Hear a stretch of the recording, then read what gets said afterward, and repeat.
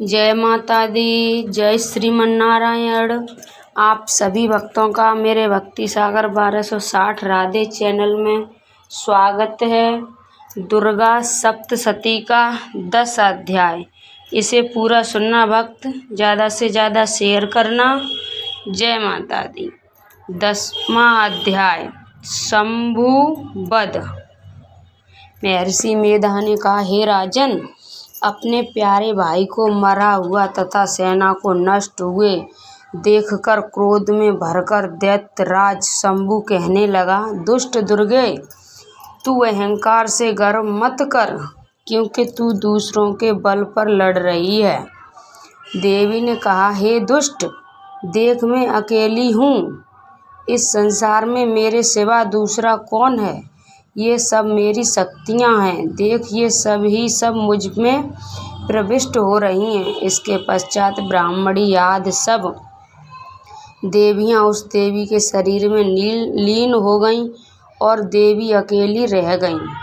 तब देवी ने कहा, मैं अपनी ऐश्वर्य शक्ति से अकेले रूपों में यहाँ उपस्थित हुई थी।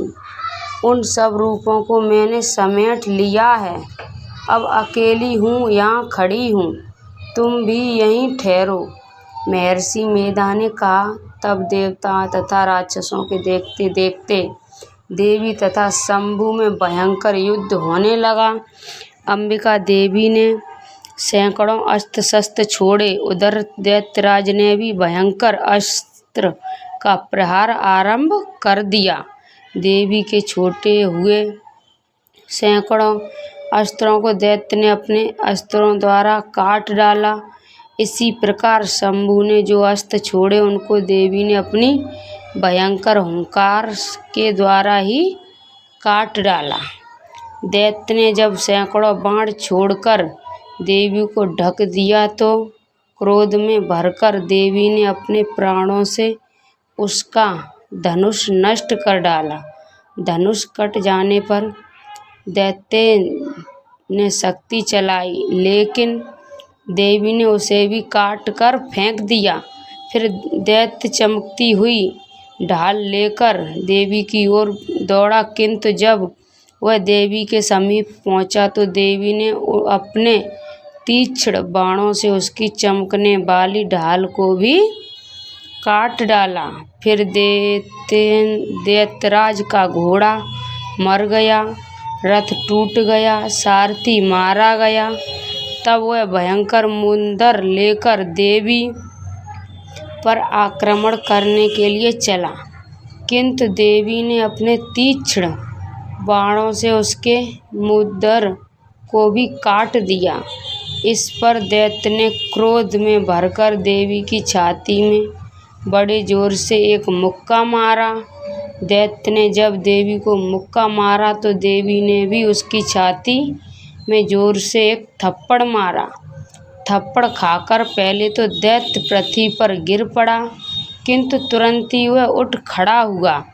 फिर वह देवी को पकड़कर आकाश की ओर उछला और वहां जाकर दोनों में युद्ध होने लगा। वह युद्ध ऋषियों और देवताओं को आश्चर्य में डालने वाला था। देवी आकाश में दैत्य के साथ बहुत देर तक युद्ध करती रही।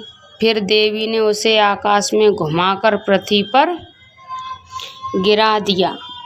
दुष्ट आत्मा दैत्य पुनः उठकर देवी को मारने के लिए दौड़ा। तब उसको अपनी ओर आता हुआ देखकर देवी ने उसकी छाती विदीर्ण करके उसको पृथ्वी पर पटक दिया। देवी के त्रिशूल से घायल होने पर सब दैत्य के प्राण पखेरु उड़ गए और उसके मरने पर समुद्र, द्वीप, पर्वत और पृथ्वी सब कांपने लग गए। तदनंतर उस दुष्ट आत्मा के मरने से संपूर्ण जगत प्रसन्न व स्वस्थ हो गया तथा आकाश निर्मल हो गया। पहले जो उत्पात सूचक मेघ और उत्कापात होते थे वह सब शांत हो गए। उसके मारे जाने पर नदियाँ अपने ठीक मार्ग से बहने लगीं। संपूर्ण देवताओं का हृदय हर्ष से भर गया और गंधर्वियों सुंदर गान गाने लगीं। गंधर्व बाजे बजाने लगे और अप्सराएं नाचने लगीं। पवित्र वायु बहने लगी। सूर्य की क्रांति उच्च हो गई। यज्ञशालाओं की बूझी हुई अग्नि अपने आप प्रज्वलित हो उठी तथा चारों दिशाओं में शांत फैल गई। बोलिए माता रानी की जय। दुर्गा सप्तशती का 10 अध्याय समाप्त। दुर्गा सप्तशती का 11 अध्याय शुरू। देवताओं द्वारा देवी की स्तुति तथा देवी द्वारा देवताओं को वरदान। महर्षि मेधा कहने लगे, दैत्य के मारे जाने पर इंद्रादि देवता अग्नि को आगे कर कात्यायनी देवी की स्तुति करने लगे। उस समय सभीष्ट की प्राप्ति के कारण उसके मुख खिले हुए थे। देवता ने कहा, हे शरणागतों के दुख दूर करने वाली देवी, तुम प्रसन्न हो। हे संपूर्ण जगत की माता, तुम प्रसन्न हो। विंध्येश्वरी, तुम विश्व की रक्षा करो, क्योंकि तुम इस चर और अचर की ईश्वरी हो। हे देवी, संपूर्ण जगत की आधार रूप हो, क्योंकि तुम पृथ्वी रूप में भी स्थित हो और अत्यंत पराक्रमी वाली देवी हो।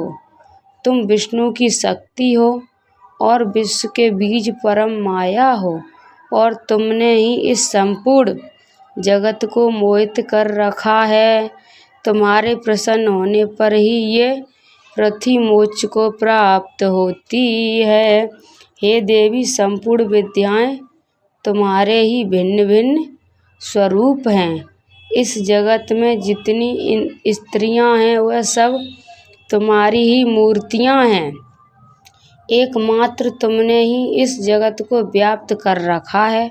तुम्हारी स्तुति किस प्रकार हो सकती है, क्योंकि तुम परम बुद्धि रूप हो और संपूर्ण प्राणी रूप स्वर्ग और मुक्ति देने वाली हो। अतः इसी रूप में तुम्हारी स्तुति की गई है। तुम्हारी स्तुति के लिए इससे बढ़कर और क्या युक्तियाँ हो सकती हैं। संपूर्ण जनों के हृदय में बुद्ध रूप होकर निवास करने वाली, स्वर्ग तथा मोक्ष प्रदान करने वाली नारायणी देवी, तुमको नमस्कार। कालाष्ट आदि रूप से अव्यवस्थाओं को परिवर्तन की ओर ले जाने वाली तथा प्राणियों का अंत करने वाली नारायणी, तुमको नमस्कार। हे नारायणी, संपूर्ण मंगलों के मंगल रूप वाली, हे शिवे, हे संपूर्ण प्रयोजनों को सिद्ध करने वाली शरणागत वत्सला, 3 नेत्र वाली गौरी, तुमको नमस्कार। सृष्टि स्थिति तथा संहार की शक्ति भूता सनातनी देवी, गुणों का आधार तथा सर्व सुखमयी नारायणी, तुमको नमस्कार। हे शरण में आए हुए शरणागतों, दीन दुखियों की रक्षा में तत्पर, संपूर्ण पीड़ाओं को हरने वाली नारायणी, तुमको नमस्कार। हे नारायणी, तुम ब्राह्मणी का रूप धारण करके हंसों से जुते हुए विमान पर बैठती हो तथा कुश के अभिमंत्रित जल छिड़कती रहती हो, तुम्हें नमस्कार। महेश्वरी रूप से त्रिशूल, चंद्रमा और सर्पों को धारण करने वाली महावृषभ वाहन वाली नारायणी, तुम्हें नमस्कार। मोरों तथा मुकुटों से घिरी रहने वाली महाशक्ति को धारण करने वाली कुमारी रूप धारणी निष्पाप नारायणी, तुम्हें नमस्कार। हे शंख चक्र गद फर श्रांक धनुष रूप आयुधों को धारण करने वाली वैष्णवी शक्ति रूपा नारायणी तुम हम पर प्रसन्न हो, तुम्हें नमस्कार। हे दांतों पर पृथ्वी धारण करने वाली बराह रूपिणी कल्याणमयी नारायणी तुम्हें नमस्कार। हे उग्र नरसिंह रूप से दैत्यों को मारने वाली त्रिभुवन की रक्षा से सगल रहने वाली नारायणी तुम्हें नमस्कार। हे मस्तक पर किरीटी और हाथ में महावज्र धारण करने वाली शस्त्र नेत्रों के कारण उज्ज्वल वृत्तांत सुर के प्राण हरने वाली इंद्रिय शक्ति है नारायणी तुम्हें नमस्कार।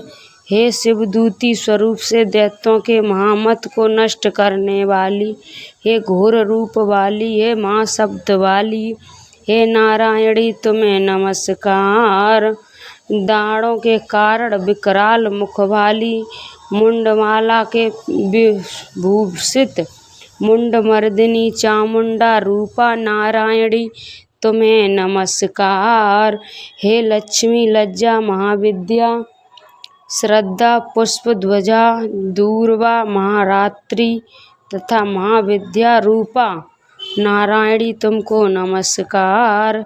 हे मेधा सरस्वती सर्वोष्ट ऐश्वर्य रूपिंडी पार्वती महाकाली नियंता तथा ईश्वर रूपिंडी नारायणी तुम्हें नमस्कार। हे सर्वरूप सर्वेश्वरी सर्वशक्ति युक्त देवी हमारी भय से रक्षा करो तुम्हें नमस्कार। हे कात्यायनी तीनों नेत्रों से भूषित ये तेरा सौम्य मुख सब तरह से डरों से हमारी रक्षा करें तुम्हें नमस्कार। हे भद्रकाली ज्वालाओं से समान भयंकर अग्नि उग्र और संपूर्ण असुरों को नष्ट करने वाला तुम्हारा त्रिशूल भयों से बचाए तुमको नमस्कार। हे देवी जो अपने शब्दों से इस जगत को पूरित कर दे दैत्यों के तेज को नष्ट करता हुआ आपका घंटा इस प्रकार हमारी रक्षा करे जैसे कि माता अपने पुत्रों की रक्षा करती है। ये चंड के असुरों के रक्त और चर्बी से चर्चित जो आपकी तलवार है वह हमारा मंगल करे, हम तुमको नमस्कार करते हैं। हे देवी तुम जब प्रसन्न होती हो तो संपूर्ण रोगों को नष्ट कर देती हो और जब रुष्ट हो जाती हो तो संपूर्ण वांछित कामनाओं को नष्ट कर देती हो और जो मनुष्य तुम्हारी शरण में जाते हैं उन पर कभी विपत्ति नहीं आती, बल्कि तुम्हारी शरण में गए हुए मनुष्य दूसरों के आश्रय देने योग्य हो जाते हैं। अनेक रूपों से बहुत प्रकार की मूर्तियों को धारण करके इन धर्मद्रोही असुरों का तुमने संहार किया है, वह तुम्हारे सिवा कौन कर सकता है।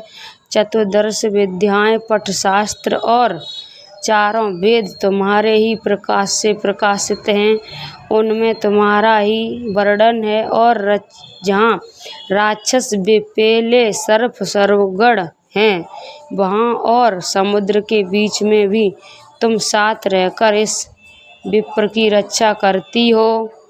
हे विश्वेश्वरी तुम विश्व का पालन करने वाली हो, विश्व रूपा हो, इसलिए संपूर्ण जगत को धारण करती हो, इसलिए ब्रह्मा विष्णु महेश की भी वंदनीया हो जो संपूर्ण पूर्वक तुमको नमस्कार करते हैं, वह विश्व को आश्रय देने वाले बन जाते हैं। हे देवी तुम प्रसन्न हो और असुरों को मारकर जिस प्रकार हमारी रक्षा की है ऐसे ही हमारे शत्रुओं से सदा हमारी रक्षा करती रहो। संपूर्ण जगत के पाप नष्ट कर दो और पापों तथा उनके फल स्वरूप होने वाली महामारी आदि बड़े बड़े उपद्रवों को शीघ्र ही दूर कर दो।